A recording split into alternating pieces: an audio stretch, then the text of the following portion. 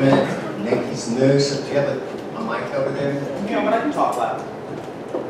It's recorded. Can you hear me? Hello? Can you guys hear me on this? No, not really. Switch on. It's on the side, Nick, here. It should.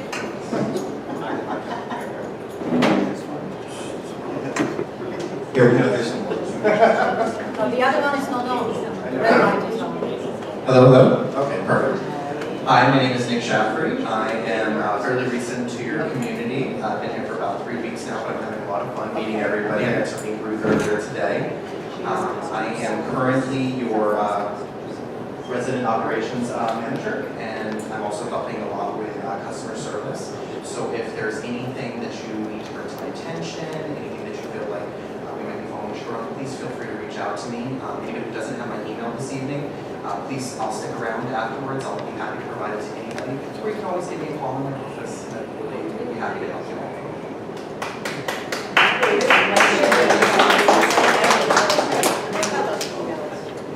Hi, Mary Field, Executive Assistant to the General Manager.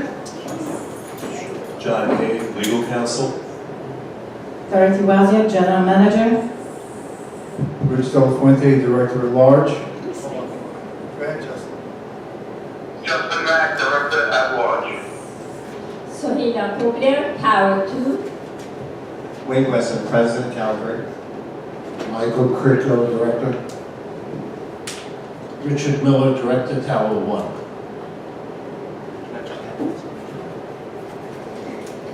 On the first order of business on the agenda tonight is approval of the open meeting minutes for November the 16th, 2017. Is there a motion?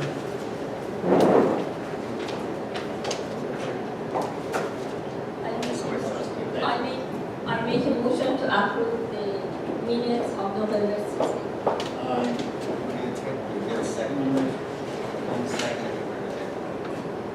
I second it, and I want to make a motion to table the minutes pending further discussion. I second. The motion's been made and seconded to table the approval of the minutes for November to the next future open meeting. All those in favor, raise your hand or say aye. Aye. It's unanimous. The motion's tabled. The next section is reports and remarks. So, the laptop, It's already plugged in. Okay, thanks. So we're going to begin tonight, and I'm going to do things a little differently in an effort to be even a little more candid and open with the ownership than we have been. I think we're trying to be as transparent as possible. A lot of things happen in the closed session, which those of you who've been involved in committees or on the board know that a lot happens on closed sessions. I think a lot of the ownership doesn't know how much happens before we get here. So often it appears that there's not a lot of conversation or discussion or even contradiction or people who dissent within the meeting before we ever get to a solution that we bring to the ownership. So tonight I'm going to start, and every month I'll start to piece by piece and give you guys a little bit of insight into what's going on and what we're thinking about and what's next on the agenda. And also to give you guys a little bit more time to react and get back to us before it becomes a vote.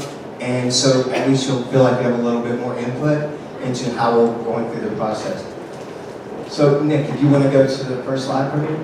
So this is what I'm briefly going to go over with you tonight, is why the GTCA cannot afford increases in maintenance. I'm going to give you some data and analytics about properties around here, what other people pay, where we come in line with that, and how that affects us adversely or conversely. Also, historically, what happens when we do have increases in maintenance, and how that affects each and all of you, and how it affects the property in general, and the history of how that has gone down. And next, and the last two things are what to expect for capital projects discussed in working section of the meetings for the board of directors. Last time we met, there was some discussion that there had not been conversation, although there has been. So I want to give you guys a little more insight into the different projects and the scope of the projects. I'm also going to give you a brief peek at some projections for costs of what those projects are. and also how we fund the R&R and the amount of money that we currently have. All of this information is in the financials that's released every month, but I think sometimes it's helpful to isolate some of this information and have a quicker look so people get a encapsulated walk on it as opposed to the massive amounts of information.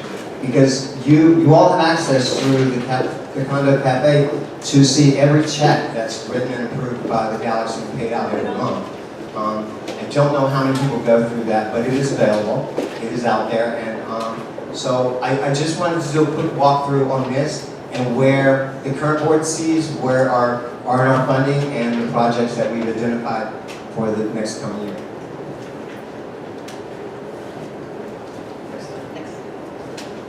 So it's hard for me to see, so I'm moving up here because my eyes aren't as good as they used to be. So I just wanted to give you a quick overview. These are properties within the area, and what we captured here is 77 Hudson. New construction is not completed. 1200 Avenue of Port Imperial, new construction of Weehawken. The Atrium Palace, new construction in Cliffside Park. Maxwell Place, the Shore at Newport, the Watermark on the Hudson, and the last home over here is the Galaxy. So this is what we currently pay per square foot, or what they pay per square foot in maintenance fees. And this is where the Galaxy is projected is at right now and where it will be next year. It's 79.4 or 0.6 depending on where the numbers fall out, but it's right at 79 cents a square foot. These are all the amenities that all those properties offer, because a lot of times people seem to have information that it's not inclusive or their property is not on the same par as ours. Obviously, a lot of these properties are a lot newer than our property is. Most of it, as you'll see, most of them offer the same amenities that we have. Not all of them have an indoor pool, not all of them have an outdoor pool, social room, billiards room. A lot of the big trend now in the new condos is a golf simulation room. Most of the new properties build one.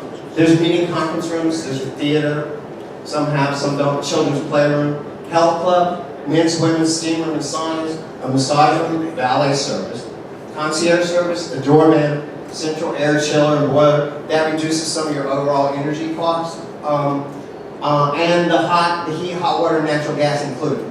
So those are all things that people say that we have, and we do have, and they are included, but we have to stay in line with the other properties in the area to be competitive. We can't be that much higher in a property that's the age that the Galaxy is and still be competitive and keep gaining property value and maintain the property. So the next slide. So this is a real quick overview that we gave when the budget came out. This just goes to show a direct correlation between the amount of funds that go into arrears and the number of people who go into the arrears as the maintenance goes up. What that does is a quick overview of what this does. When that happens and people go into the arrears and stop paying maintenance, more of your maintenance and my maintenance and all of our maintenance has to go toward the operating fund, and less money can be put into the R&R and the capital project. So the less people who pay, in the direct correlation is they always say we're paying for them, which we are, but what really happens is we're not investing in our property. So the higher that number goes, the less people pay, the less we're able to invest in capital projects and move our property back to where it needs to be. Next slide. So, this is a quick tool that the board has. We've had it for a few months. We work on it every month. This is a spreadsheet. I just want to show you a couple things, just so you know that we're very aware of where the money goes all the time, where the projects are. All of these are capital projects that are either at some stage of completion, near completion, partial completion, just started, moving that way. In this spreadsheet that all the directors have, each tab down here that you see is an individual project, so you can log on to any project that you want at any given time to see how much we have spent on the project, what the contract was, and what the completion date of that project is. So all of this is a working document that we do work on every month. So we're very aware of what we're spending and how it's going out the door. Next slide. I only have a couple more, so I hope I'm not boring you guys with all this stuff. This is a quick look at what we discussed in the last 2 weeks, 3 weeks since the last meeting of all the R&R projects and the capital projects. The starting cash flow in December As you can see right now, our R&R balance is 3.991.285 million. The fourth quarter contributions are about $483,333. Remaining spending approved projects. Those are things that the board's already approved that we will have to pay either this year or early next year, depending on when the invoices are submitted. So right now, and under those are all the projects that were listed in the first tab, the hallways, the boilers, all those major projects that are underway. Currently, we now owe 2.262 and 483. So if we take that number out of the balance at the end of the year, we should be sitting in a position of 2.2.1235 million. Then there's adjustments. These monies are held in escrow because the projects there's some dispute on the invoices, some of them are quite old. They could be relieved. That cash is still held in escrow. That's about $211,200. So the remaining cash balance to fund new projects is $2.423,335. The contribution that we're making next year is the same that we made this year, is about $3 million. So we would be putting an additional $3 million into the R&R funds. The proposed right now budget number that we set as a board to hold in reserve is to maintain a cash balance of $2 million in R&R regardless of what projects are going on, so that if we ever did have a major project that we're not reaching into reserves, so coming back to the ownership to assess you for some special project that came up. So the point is to spend this money over the year, watch how it comes in, watch how it goes out, and forecast those out to make sure that we keep on target to have a balance at all times of $2 million in R&R fund. That would mean for the dollars for 218 R&R projects are $3.4 million.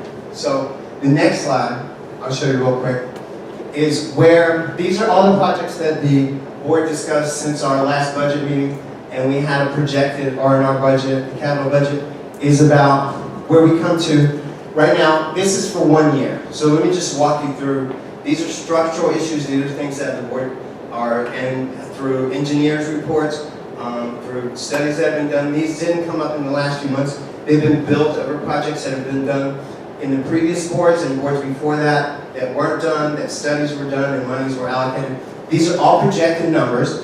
We're not going to have a motion before you tonight for any of these numbers because until they go out for bid and we actually have a contract on them, then we'll have a motion to approve those by the dollars that they actually cost. So these are based on best practices and engineering studies for previous projects and what was brought to us. So if we just take a look at this real quickly, we have a driveway that right now is projected at $865,000.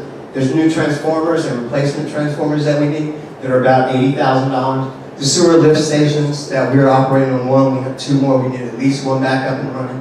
That's $60,000. The garage engineering study that still needs to be done is $35,000. Garage construction, new phase. We keep talking about this, but you're going to hear about this over and over. It's going to be a recurrent phase for probably another at least 2 or 3 years. So right now we're forecasting we're going to do the next phase next year. That's $1.2 million. The rooftop exhaust fans are $150,000, which need to be replaced. That has to do with hallway air circulation, which isn't currently working. That's $150,000 projection. We have the rooftop HVAC engineer project. Those units are somewhat operable, but they're not functioning properly. So just the engineering on that is $38,000. The partial 50% estimated of those units is $375,000. That's replacing half this year, half the following year. The next is the tenant, which are the lower floors. I somehow got on here as a tenant, but it's the lower floors. Those are $200,000 in that project that needs to be done. The laundry room exhaust needs to be cleaned out. That's at $30,000. There's a fire hydrant there. That needs to happen. It hasn't been done in a while. That would be throughout the entire project. The CCVT upgrades, it's partial. It's $275 closed circuit television, $275,000 for that. That's a 50% estimate. Again, these are place card holders for things that we know that we need to do. As we develop them, then we'll bring motions and proposals before the community as we bring that out. That's $275,000. The CNA plan is roughly $65,000. The board discussion on level of the amount of detail has to happen. Tower 1 and 3 need new roofs. We're saying 1 a year is going to run about $450,000. So that's $450,000 this year for one roof, $450,000 next year for another roof. The laundry room hallway tile, that is to have the tile go from the laundry room out to the landing to replace the rest of that, the brown tile and all those to finish the renovation project. That's about $20,000. The spa indoor pool structure engineering, that's $12,000. There, we do need some spa deck repairs. There's no number there right now because until the engineer comes and does a report, we really don't know what that number is going to be, but it's a big number.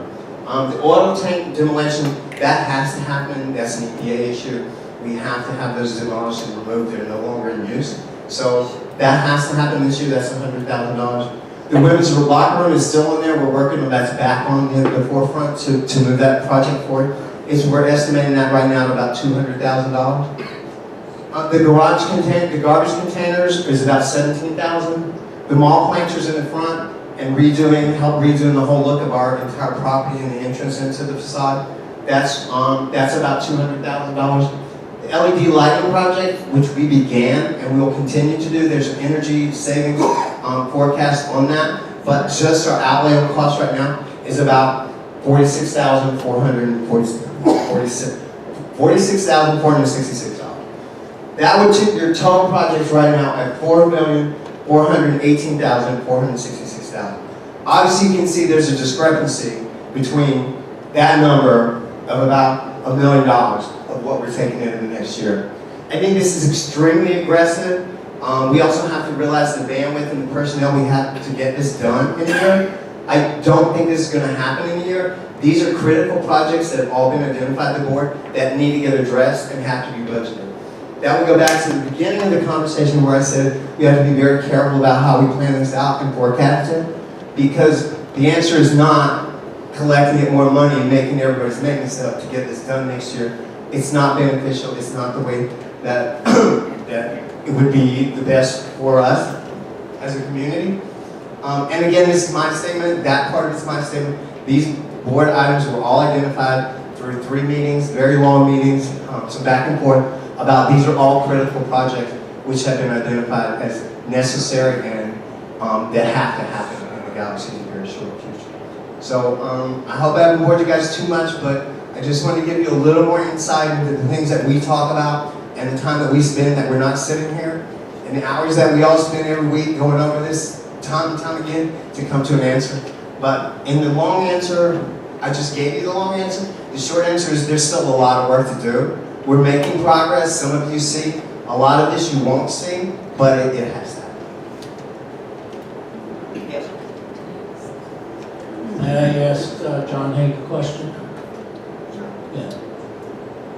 When we approved the budget, we approved a blanket $3 million for R&R. When we approved the operating budget, there are line items for what we intend to spend the money on.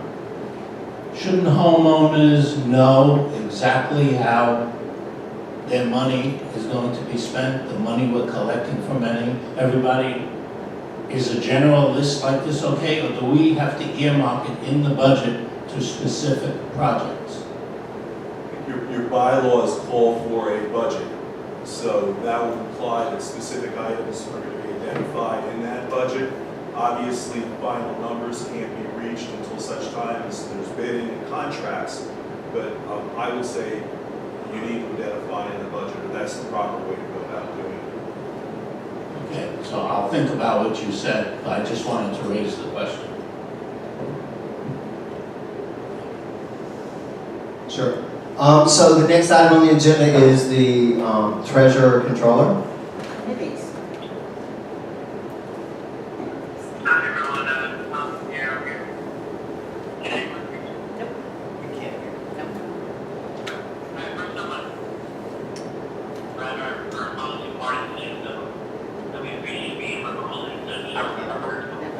Tommy, speak louder, please.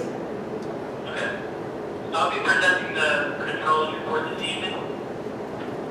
The available cash as of November 30th, 2017 was approximately $5.1 million, comprised of $4 million in the R&R account, about $1 million in the operating account. We also had an escrow account balance of approximately $1.7 million. The total accounts receivable from homeowners as of November 30th, 2017 is approximately $2.9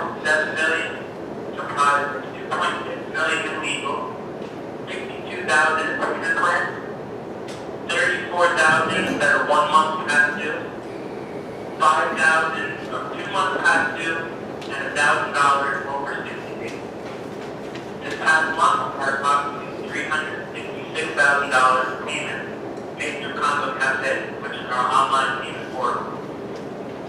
We're still in the process of finalizing the numbers for accounts payable, so I'll be reporting the October 1st balance, which is approximately $1.4 million, including all invoices posted and no accruals as of October 31st.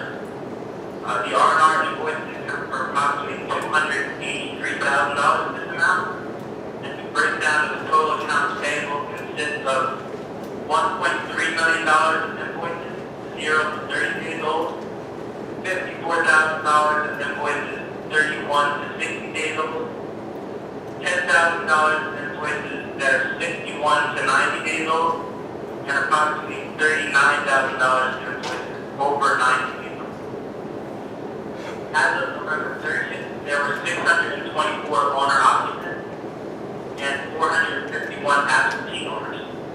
Of the absentee owner units, 384 are occupied by tenants, which represents about 85% of those units, and the units occupied by tenants represent approximately 35% of the total Galaxy units.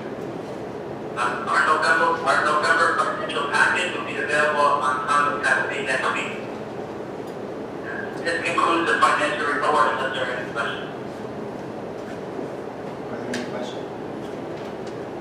Any questions? If not, thank you very much, Simon. Thank you very much, and happy holidays, everyone. Thanks, you too. Happy holiday.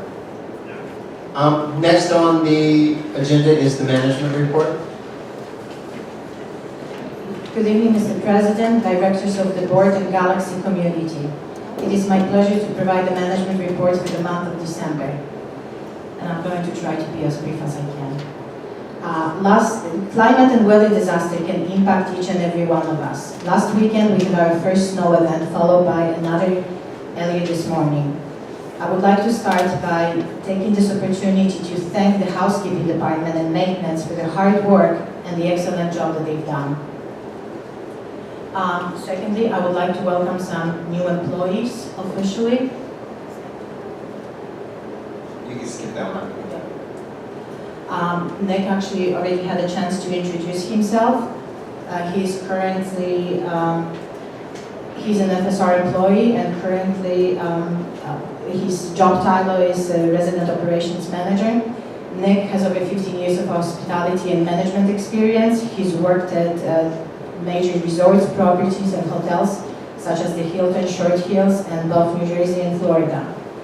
Mr. Shafley has received the Movers and Shakers Award from Hilton Worldwide for his customer service scores, and he has just joined us on November 27th, so welcome to the team, Nick.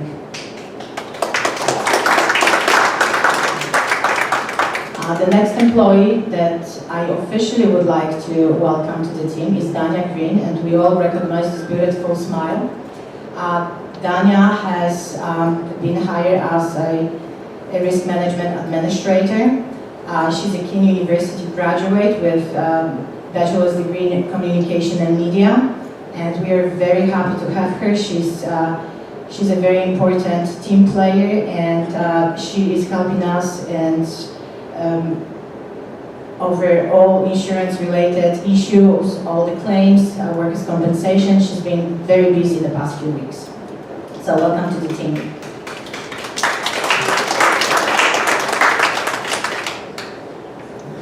I'm happy to report that the laundry room renovation has been proceeding on schedule. It began on November 27 and has been underway. Tower 1 main laundry room and all Tower 2 satellite rooms are complete and reopened on December 6. Tower 3 main laundry room and Tower 1 satellite rooms are currently being renovated and will reopen on Friday, December 15th. The final phase will begin on Friday, December 15th, with the closing of the Tower 2 main laundry and the Tower 3 satellite rooms. The project will complete with reopening on Saturday, December 23rd. I would like to emphasize that it's not, actually you can see in the pictures before and after, there was a lot of work that went into refurbing every single room as we removed the previous equipment. We've encountered some issues with various pipes. And there was a lot of repair work that also went into it before the new equipment could be connected. We have also cleaned out all laundry vents. Tower 2 lobby renovation has been scheduled to commence on Monday, December 18th. Construction with all the lobbies is predicted to be completed by the end of January. The new lobby furniture is expected to arrive in 6 weeks. And what Nick is actually showing us is more example of the punch list work, which I'm going to go into as far as the hallway renovation projects. Punch list work is ongoing in Tower 1, 2, and 3 and will continue throughout the month of January. Some items that have been addressed include crowd moldings, cracks, wallpaper issues, sloppy or missing caulking and flooring, and as you can see actually on different pictures. The punch list is very detailed and every single item has been properly documented per floor. Contractors on assigned installing door and navigational signs in all 3 towers. There are still signs that have not been installed, and also some of the signs, the backing of them has a slightly different shade of gray, and those also will be replaced. We're just waiting for the shipment. And Sign Expo is currently working on correcting the issues with background color on some of the directional signs and the adhesive tape. First Service Project Management will continue monitoring of the progress with the ongoing installations and keep the residents notified of the progress and location of work. Management would like to thank all residents for their cooperation and patience during the past 12 months of renovations. I'm happy to report that garage lighting replacement, and this is a project that I'm going to go into a little bit more detail, has been scheduled to commence also on Monday, December 18th. And we are planning to replace all remaining garage light fixtures with LED lights, existing emergency lighting in stairwell, as well as garage lights garage lights in garage elevator vestibules, laundry rooms, stairways, and 14 and 16 floor offices.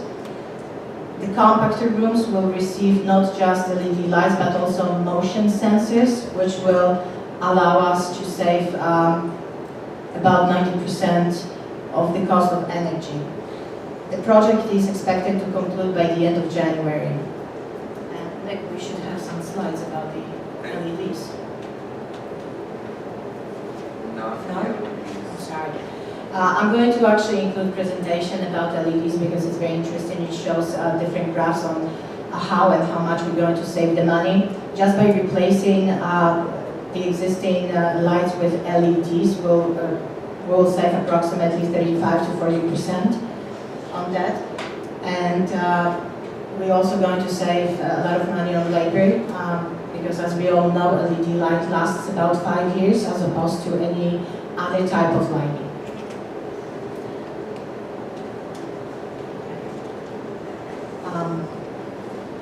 The garage reconstruction project has been completed with a minor punch list expected to be completed by the end of December. The schedule for painting of the ADA signs and lines will be released in the weekly updates once available. We anticipate to commence this project next week, weather permitting, and the project should be completed by the end of December. New reserves parking signs have been ordered and we are currently awaiting shipment. Installation will start as soon as received. Once again, management would like to thank all residents for their patience and cooperation. The heating plant replacement continues on time, and I'm very happy to report that the second boiler is currently being installed. It has been erected, and we should have a lot of pictures about the boiler. So this is number 1, which we've already seen, but there's actually, so this is boiler number 1 that has been fully assembled. And as we go through the slides, and we can go much quicker, compensate, we've already talked about this. There was a lot of work that went into it. We replaced a lot of valves, different valves. The boosters. Also, new vent into the chimney was replaced and or repaired as necessary. And the next slide should show us, the next slide should show us actually that this is fully completed number 1, and the next slide should show us removal of the boiler number 2. We have to rebuild the platform on which the number 2 boiler will sit on, and the next slide should show us actually number 2 boiler erected. So the project is proceeding on time, and it should be completed within the next 4 weeks. I also have those numbers for the LEDs that we'd like to show.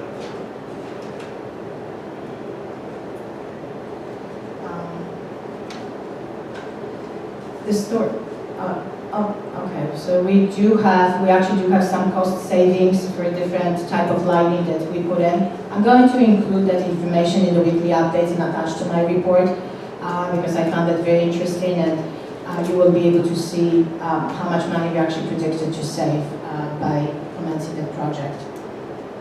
Stormwater and sanitary flow issue, as I've been reporting every month, is still in progress. I actually had another conference call with the town officials and all the engineers involved. They've made some more progress, and by the end of December, they will be able to release more detailed data of which netting channels they actually recommend Galaxy is connected and costs associated with that. I'll be able to report this at the next open session. Management has prepared 4 recommendations for your consideration this evening and approval. Number 1, LED lights upgrade. Staff seeks authorization to approve contract for LED lights upgrade to Continental Lighting, which is a supplier. Just something that I forgot to mention, we have saved over $123,000 by actually going directly to the suppliers and splitting the contract between supply and installation, and we also use all available discounts that First Service Residential has through the suppliers. So by then we've saved actually over $123,000. I'll be able to show this.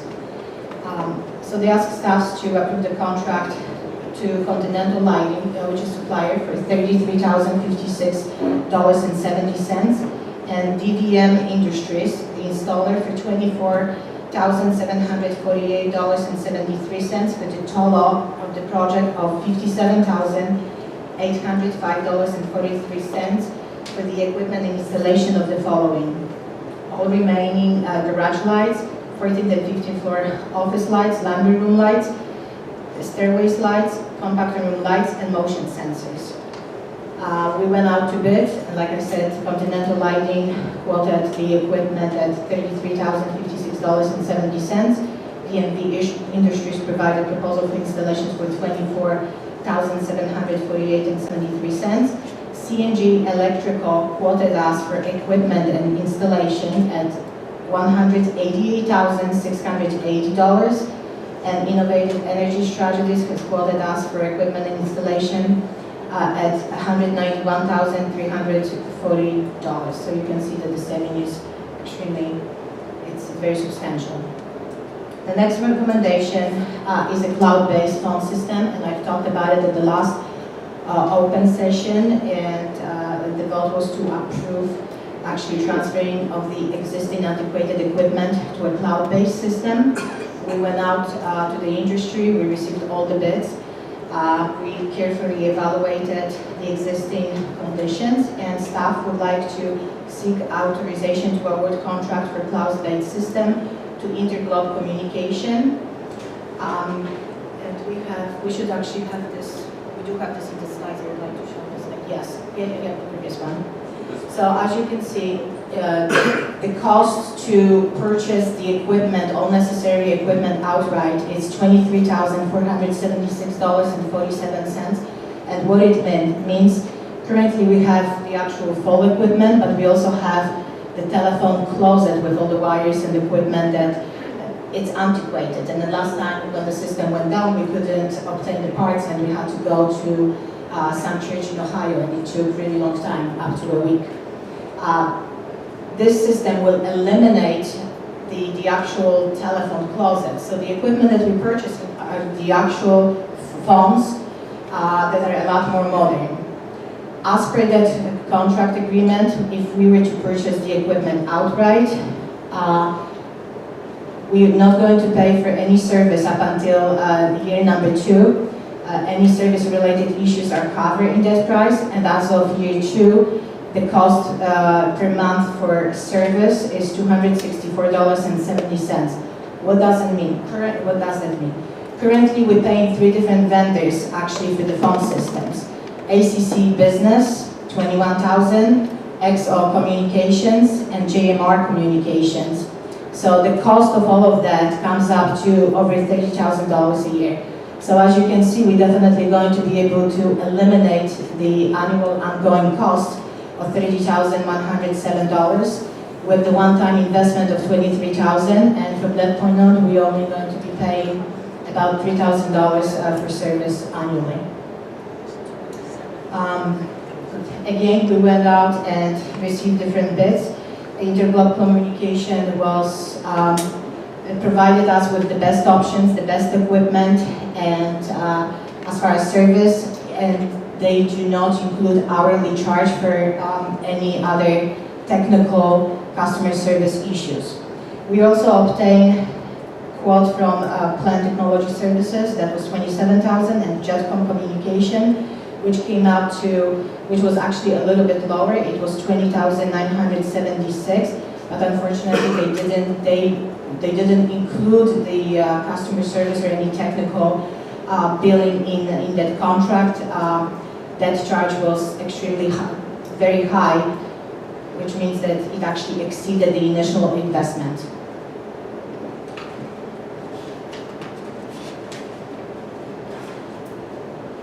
ADI signs and lines. Staff seeks authorization to award contract to Precision Paving Plus. As you know, the garage work, as I just said, have been completed, and at this point we are ready to proceed with ADA signs and lines painting in the newly approved spaces. And the staff would like to seek authorization to hire Precision Painting to perform this job at the cost of $6,400. We also received other proposal from Straight Edge Stripping, which was $20 higher, and IPD, which provided us a price of $24,474.38.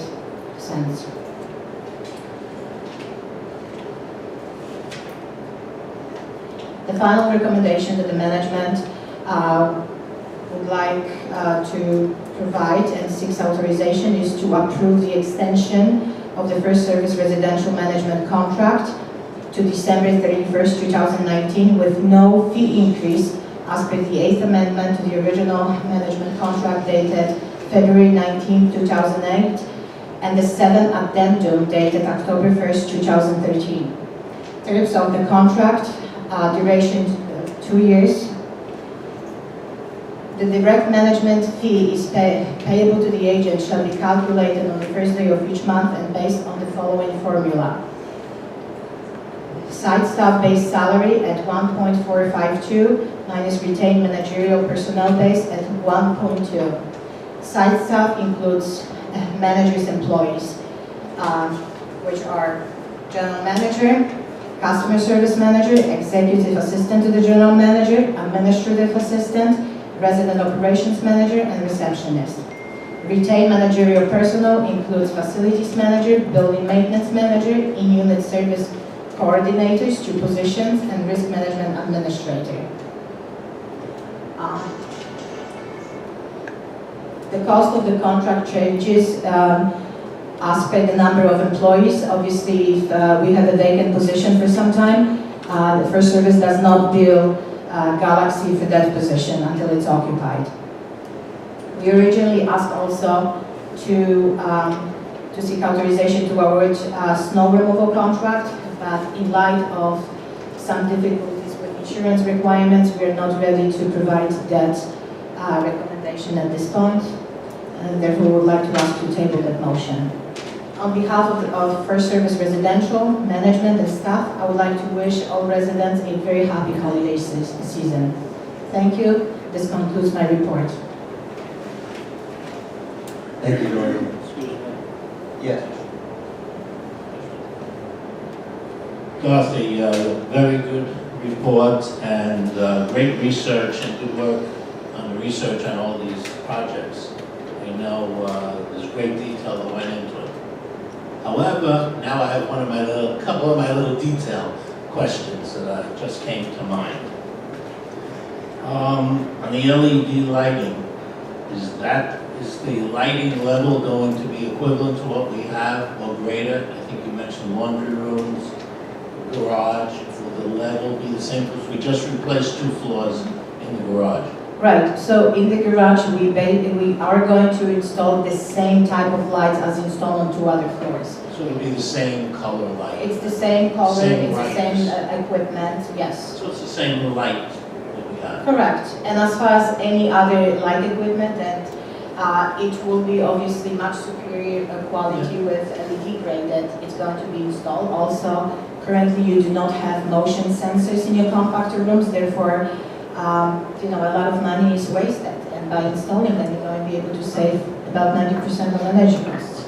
I know one person in the audience who's been asking about those compactor rooms and laundry rooms for years, so he'll be very happy. I'm very happy to make you happy. So the lighting level, well, we'll all be happy about it. So the lighting level will be the same, not dimmer lights to save money. No, Okay. it will be the same with plus the sensors, motion Yes, sensors. plus LED is less costly in the long run. Yes, The it other- also eliminates the labor cost Yes. replacement for about 5 years. 5 years, right. The other thing is, I believe you mentioned garage signs in the report. You said they're on order. Exactly what signs are those? The one that we discussed and we received The approval for. handicap? Yes, absolutely. No, the reserve spot signs, the actual signs, because as you know, we have currently 150 reserve spots, but you voted to increase the number to 300. So we actually placed an order for 320 signs as discussed in one of the working sessions. Yeah, but we started to discuss that, and I'm not aware that we reached any final decision. Some of us said that we didn't get to those signs. Are those the signs from when Frank was here? No, they're actually much better grade and better signs. I'll be able to see. I'd like to see it on Monday. Absolutely. Okay, perhaps I missed it, but Absolutely, but as far as ADA, those signs will be painted in the actual parking spot. I understand. I don't remember, maybe I did. The other thing is on the phones, since it's cloud-based, and it is a good way to go, again, like I said, great research. Is there going to be a battery backup in case there's a power failure for the office phones or the desks, concierge desks, so people can still get through? Yes, we're going to have this, we're going to have redundancy, and we're going to have internet service provided by 2 vendors, so we will be fully prepared if anything goes wrong. Okay, but within the office, that's not cloud-based, that's in the office too. We're just going to have some extra battery-operated phones. Those Okay. phones, The important if thing we have is, a major disaster, the phones will most likely go down, but we will have a number of phones but the battery. important thing is the concierge desks. Oh, absolutely. Okay. And then we have to maintain it, because sometimes the batteries in the past have been dead. Right, it's actually a requirement in your safety protocol, so yes, absolutely. Okay, but it wasn't done in the past. Thank you. I'll do better. You weren't here. Any other discussion? Now we'll move to the next item on the agenda, which is unfinished business. The first item, yes, Justin? Can I make that motion? We're just now to outsource the GTCA election, yes, but I'd like to make a motion to retain the law offices of Arnold and Everett Esquire as the independent election coordinator to oversee the 2018 election process at the Gtca in accordance with the Galaxy election rules and the Redburn bill. Number 1, to draft the election notice worksheet and calculate dates for notices. Number 2, review election rules, resolutions, including GTCA administrative resolution number 18, and governing documents to ensure a conformance with the Redburn Act. Administer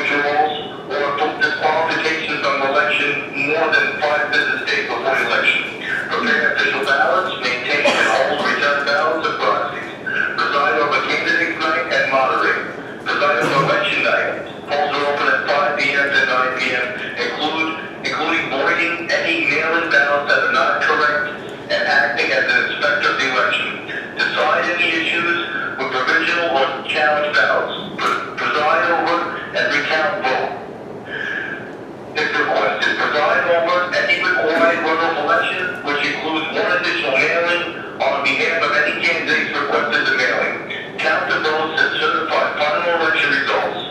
We shall take and retain custody of the ballots and proxies until election is certified, after which they will be turned over to the election committee.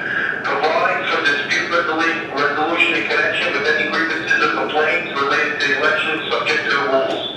A motion to retain the offices of Arnold Calabrese Esquire as the independent election coordinator to oversee the 2019 election. Estimated cost of $10,000.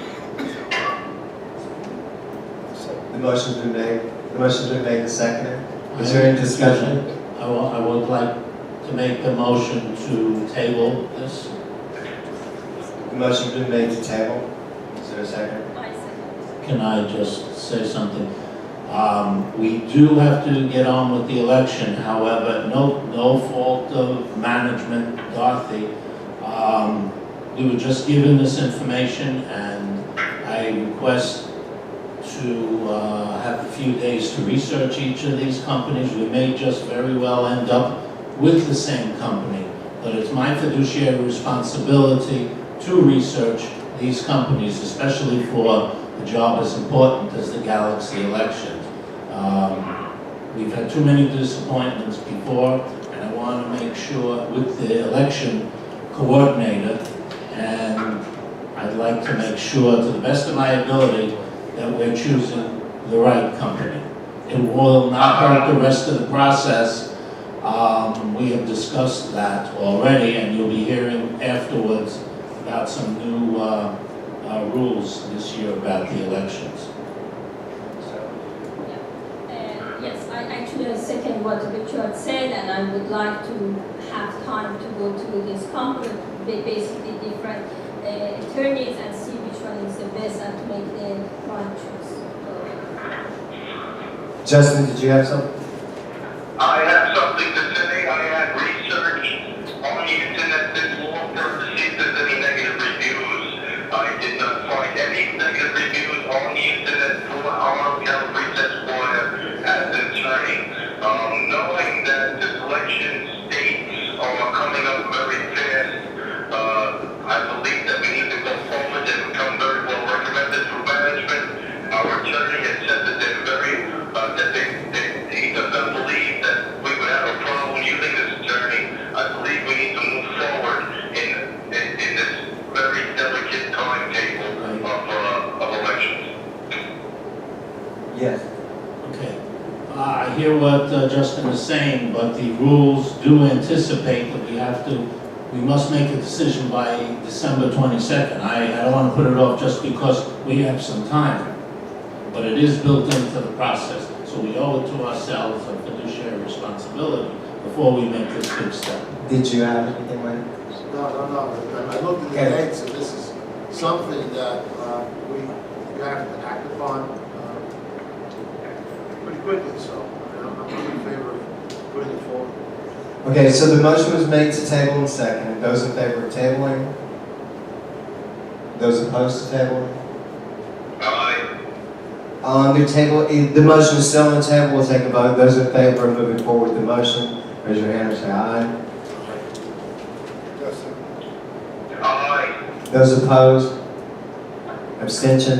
One opposed, one abstention. The motion carries. Next item of business on the agenda is the phone system transfer to iCloud. That's 4.2. Justin, did you want to read the motion? I do not have that part of the package. That's the last part of the package. I have. That's okay. I cannot download it. That's all right. Richie, did you want to read the motion? Yeah, I got it.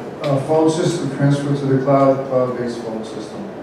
Motion to ratify, vote, award contract to cloud-based system to Interglobe Communications. The new telephone system will allow customization to meet very specific needs, connecting traditional voice and data over IP, internet, MPLS networks is also an alternative to running parallel voice data networks. The system saves money on-call lease line services while consolidating management, cutting costs, and increasing user productivity. And the purchase price to purchase it outright is $23,476.47. Monthly service cost would be $264.70. The motion's been made, is there a second? Second. The motion's been made and seconded. Any discussion? All those in favor, raise your hand or say aye. Aye. The motion's unanimous. It's passed. The next item of business on the agenda that is all of the unfinished business. New business is to ratify the vote for the LED lighting upgrade.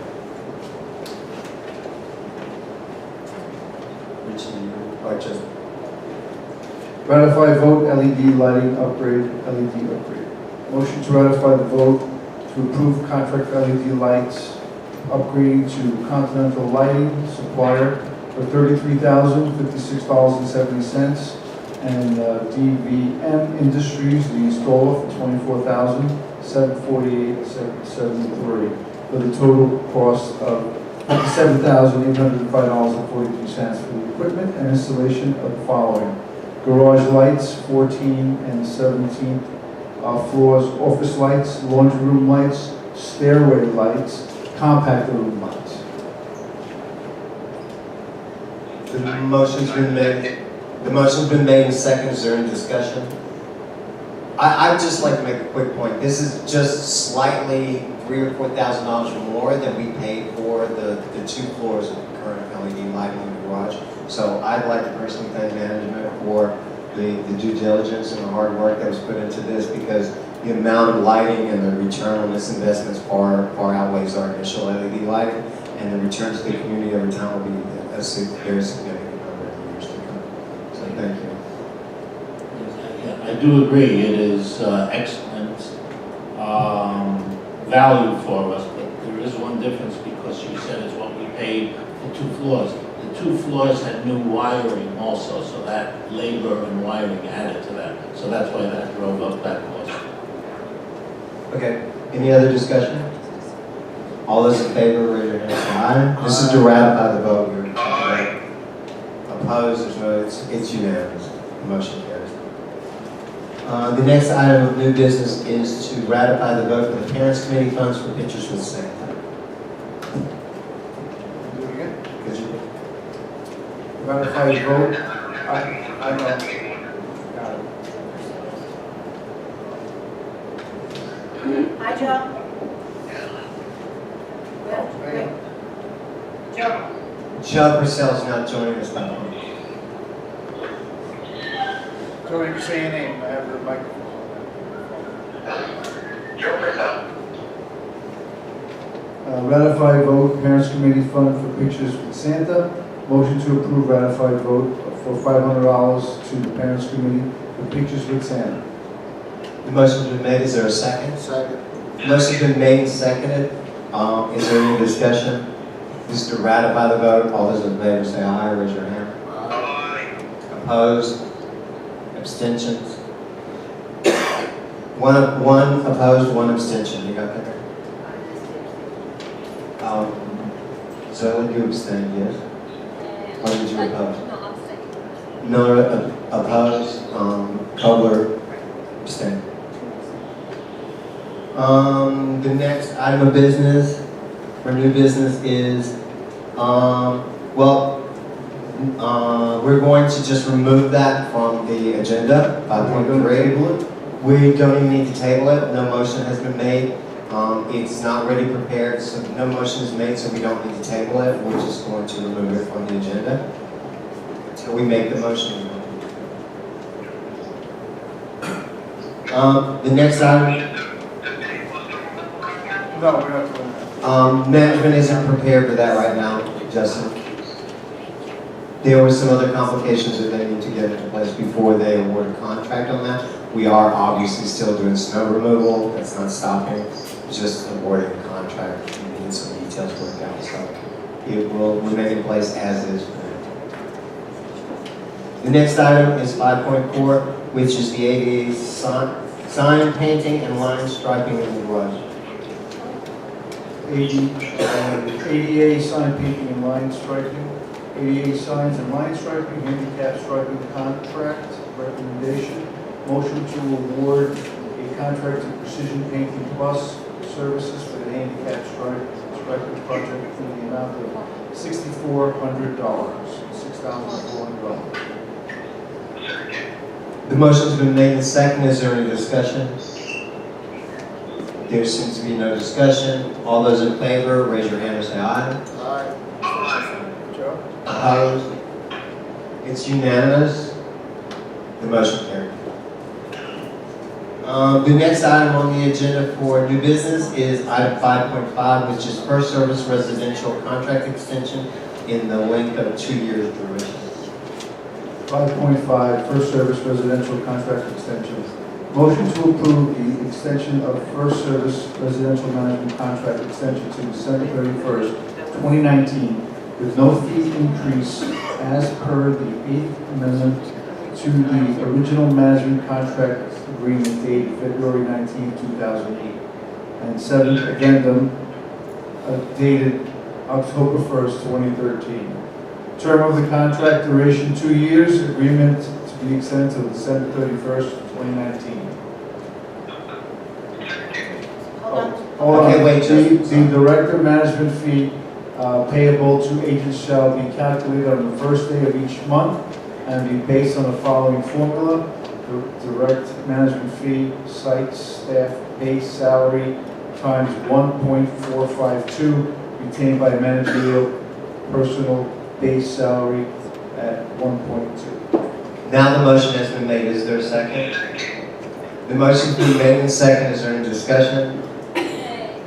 Just for clarification, this is the basically extending month by month for 2 years or renewing the contract?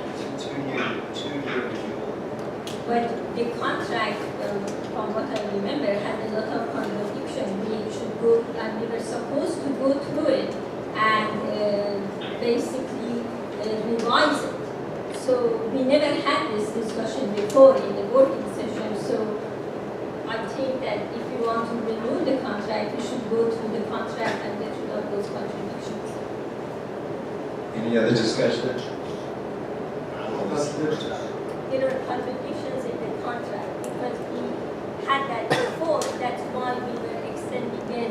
That's why we were extending it month by month.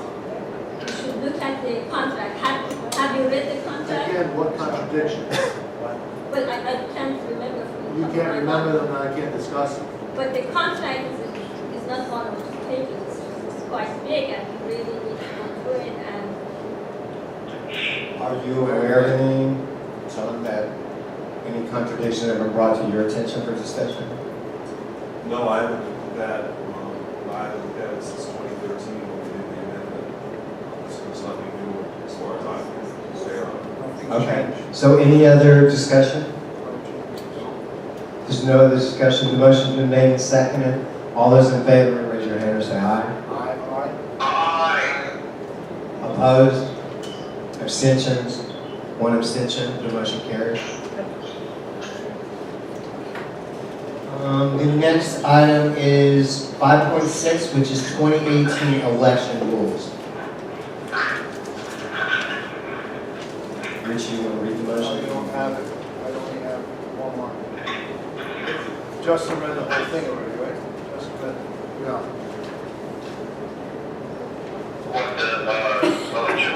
It's just one line. The motion is just one line. Richie. Oh, okay. 5.6, 2018 election rules. Motion to approve the 2018 election rules. Which obviously you need to go through the rules. But the motion's been made. Is there a second? Okay, the motion has been made and seconded. Now it's open for discussion. So I know there's some discussion. Richard? No?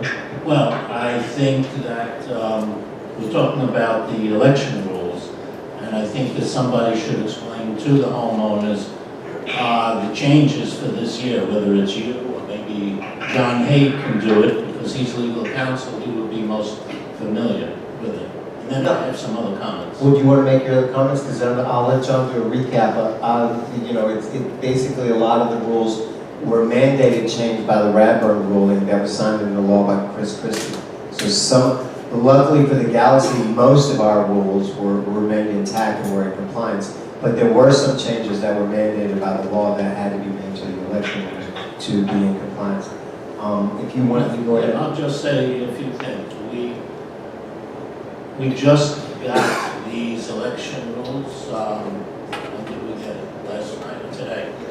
Okay, yesterday. I went through it page by page. I have a lot of questions, possible changes, one or two amendments to it, a couple of change in dates. So I think the board has to take the time and go over it. We could possibly approve the framework because we have to get this going, because this is the basis for everything. With the election company, the rules only say we have to approve it by the 22nd. Not that we should delay it, we already voted for it, but the rules just get everything set into motion.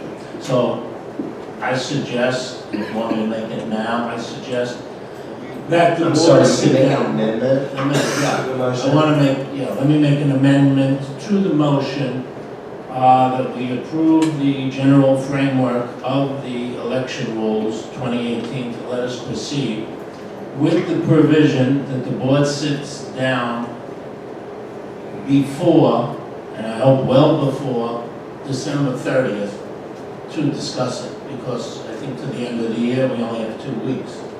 So sometime before, devote one whole working session, so that's at least an hour or two, but we can go over line by We have line. one more working session before the end of the year. We No, can extend wait. that, we can spend over a year, over an hour discussing. I don't know if we need an hour and a half, It could be an hour and a 2 half. hours. I don't have a problem. I understand it, but this is important. This we must do. You can see you wanted to approve the election company, fine. There are changes, a few changes to the election rules. Like you said, because of the new law that was passed, I think July 13th of this year, thankfully maybe 80% of our rules, maybe more, we're already in compliance with the law. But there's one or two big changes that I believe strongly that should be explained to homeowners, because it's the nominating process, which is different, the timelines and everything. So that's why I'm saying, approve the general framework, so we get that done, and then we must sit down, whether it's a separate working session. I know because the holidays we may not have time. If we do it right after Christmas, we must give ourselves, probably need an hour and a half to discuss it. I agree with that, so just so we're clear what the amendment is. The You want to amendment is amend approve the framework of the election rules with the stipulation. with the stipulation that we It's go reviewed. over line by line before December 30th. Okay, no problem, I just want to be clear with what the amendment was. The motion was made and seconded, yes, John. 31st. In order for this to work, you have to approve the text. And what Richard's motion should be that you agree that you will review the text for possible amendment. You can't just approve a framework, you have to have the text. The framework is within the text. As an example, why, I'll talk a little bit about the new statute. Part of the process is to require nomination period, which you're going to send a notice out, which is something new that has not been done here before, on Monday. I'm sorry, can everyone hear, or, because I don't think we're really going to do the PA. Is That everyone- notice will include in it a requirement that whomever is nominated, as in the past procedure, will sign the election rules. So you can't have a framework to sign, you need to sign the rules. You can amend those rules over the next couple of weeks if you see some things that you think need to be addressed. As I'd said to the board earlier at the closed meeting, what we did when we were tasked with revising these rules to bring them into conformity with the new statute was we took the existing 2017 rules, we took out provisions relative to an election committee which will not be used this year, and we inputted a couple of specific things out of the statute so that in context, the processes, the requirements, the campaigning rules, and so on and so forth are identical to what you had in the past, what was approved last year. What has generated this is a Supreme Court case, the Radburn case, a few years back, where election processes were contested in Radburn, and in response to that opinion, the legislature worked out a reform of process for election. Fortunately, your bylaws, as old as they are, going back to 1980, essentially conform with about 90% of it. And the process that you've been following through the election committee over the past number of years pretty much falls in line. The main difference is this period of time for a nomination, one, and two, in the past you've utilized nominating petitions signed by a number of individuals. The 10 was the threshold. That won't pass muster under the statute. An individual may self-nominate, a single individual may nominate. So what will go out in the mail on Monday to keep a timeline going to get you to a March 7th election will be the nominating piece. There will be an ability to respond by January 5th. And following that, the coordinator will go through the mailing as before and do the formal notice of election. The time frames are a little bit more constrained. For the election, it's not more than 60 days, not less than 14 days. And then also with respect to the nominating period, there's a minimum of 14 days that has to be available. As we were working our way through this, we thought the 5th of January made more sense given the holiday period so that people will have a chance to respond, and then the timing, works from there. And I think that's pretty much the explanation. Okay, so the amendment would be that we have a review period for revisions. So we would make a motion to pass the election rules and amend that there's a period for revision. That's right. Did you understand? Yes, I understand, and I agree with that. Okay. As long as we do it by December 30th. Actually, that's a Saturday, so December 29th. We're going to do it next Monday when we have a meeting. So. Okay. So the motion has been amended that the revision is that we have a period that we will review this in the next 2 weeks for revisions and make that public. Yes? So that amendment was made and seconded. All those in favor, raise your hand and say aye. Aye. They all dropped off. We still have a quorum, so the motion passed. The amendment passed, I'm sorry. Now we're voting on the motion as amended. So the motion was made and seconded with the amendment. All those in favor, raise your hand or say aye. Aye. It's unanimous, the motion carries. Other new business. If there's no other new business, we move to 6.0, which is my favorite part, which is a motion to adjourn. Is there a motion to adjourn? It's after. The motion's been made to adjourn. Oh, I'm sorry, thank you for bringing that to my attention. It was a slide that came up there, so I'll mention a couple of things that did come up there. Where we are with the committees, there was a slide, if you want to pop that up real quick, Nick, but I can tell you where we're at with it. There were, at some point, there were 30-something different ARs regarding committees, most of which were inactive. Some of them were not even executed properly, some didn't have numbers. There was no consistency to any of those ARs. So painfully, over the past 3-4 months, the board has been reviewing all of those ARs and trying to come up with a template for the administrative resolutions on all of those so that there's some consistency, so that the rules and guidelines for being on committee and setting committees are consistent. The mission for the committees will be changed, they're being restated. That is being addressed and on this next Monday, and I will tell you, it is my firm commitment to everyone that this will be resolved next week. That is the only item other than now the elections that we're going to address on Monday. After that, all the committee members will be advised of all of those AR changes and all of that before we put them into action. Everybody obviously will have the, we will name the committees in January and C committees as it's usually done in January. But that will be resolved and everyone will be advised of that this month. So there's nothing has changed as of right now. The only other thing that I was going to go back to a little bit was, I'm sorry, that was something I wrote down, so thank you for reminding me to go back to it. Other than that, I know, after